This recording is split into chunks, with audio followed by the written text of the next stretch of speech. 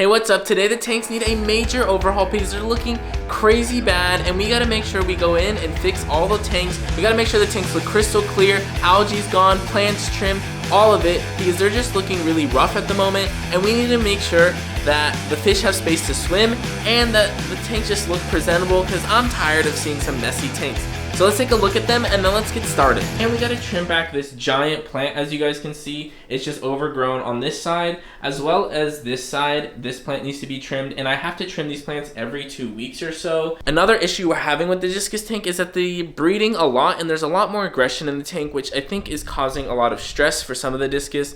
And we just want to make sure we get that all sorted so that the discus are much healthier. And then with this 65-gallon tank, this just needs a good algae scrape. I haven't finally decided on the plans for this tank and what we want to do. I do want to add more rocks, I think get different fish for it. So until then, I'm just going to scrape the algae. The African cichlid tank, this tank actually doesn't need any updates or anything. I might scrape some of the algae because there is some on the glass, but not as bad as the other tanks, and they're looking all good there. This tank, the 40-gallon with the babies in here, this tank, I just got to remove this algae and grass because I actually let it grow for the guppies that I was putting in to have a place to hide. But now that they're all okay with the angelfish, I think it's okay to go ahead and remove it so that there's just like, it looks better, the flow's better in the tank, and just helps keep the tank more clear and organized, as well as, you know, less territories for the angelfish to fight over separating the tank. And then on this 40-gallon, like always, it just gets overgrown with plants. I need to unclog this filter over here so that the water flow is better.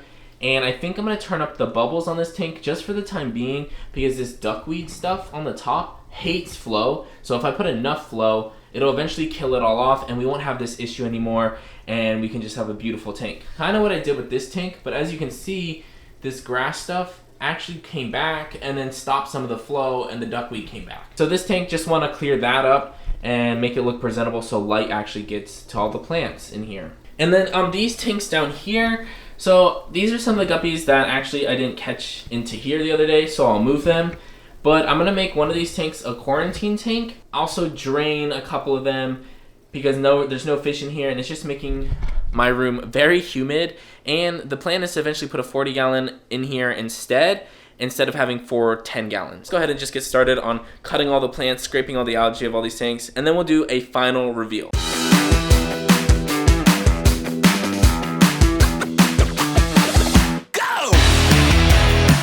Trimmed all the plants and replanted them, and now you guys can see like how cool this is. This is one of the Amazon swords shooting up baby plants, and this is how they do it. It'd be like a long stalk and then flowers and then a little plant that will stem off of it. And now I can replant this little plant into the soil as well to get another one, and I'll probably trim this off as well. And I know Aquarium Co-op advises not to cut them off sometimes.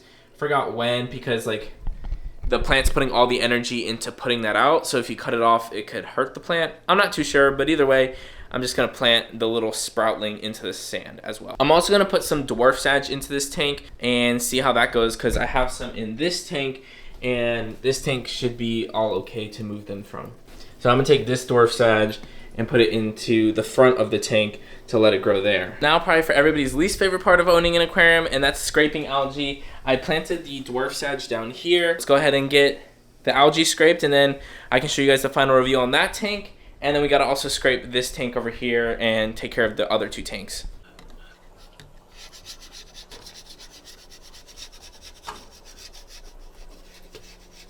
I got all the sponges and things that I need to clean out from the filters. I don't think I'm gonna include these fine filter pads anymore, maybe just 1 instead of 2, because I think they're what's clogging up the filter way too fast. The sponges are all clean now. As you can take a look down here, here they all are, nice and pretty, and they're dyed red from the food, so they're normally white, but that's okay. See, these were the ugly ones that I cleaned mostly, and now I think I'll throw one of them out and then just use one so that the filters don't get clogged up anymore. All right, now it's time to move on to this 40-gallon where we're just gonna take out all this moss, and that's pretty much it for this tank. Maybe clean out the filters a little bit, but overall, it's looking pretty good. Go ahead and do that.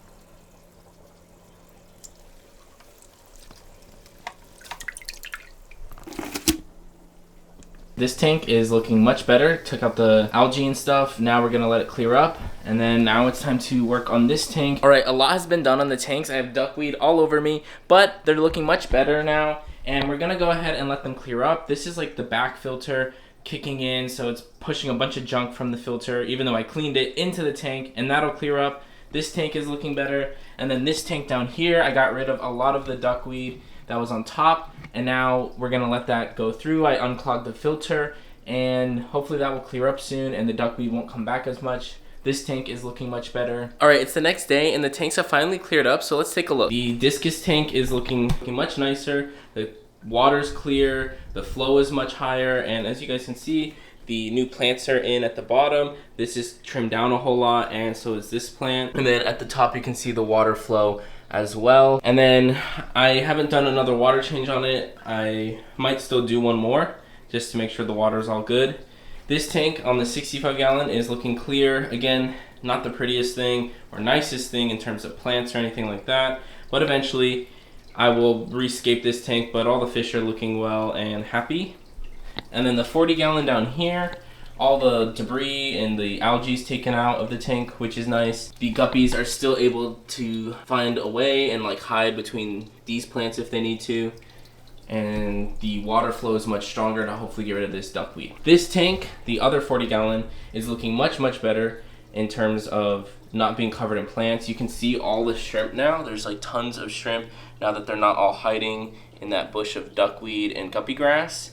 And then hopefully this flow will get rid of all this duckweed over time, and the fish are much more active. As you can see, there's light hitting the bottom of the tank, and they're just looking much happier. Now for the 10 gallons down here, I haven't drained them. As you guys can see, fish room is coming underway. We're making good progress on all the tanks getting back to looking pristine. It's just regular maintenance that tanks need. Thank you for watching. If you enjoyed this video, make sure to watch this one. Have a great and beautiful day. See you in the next one. Bye.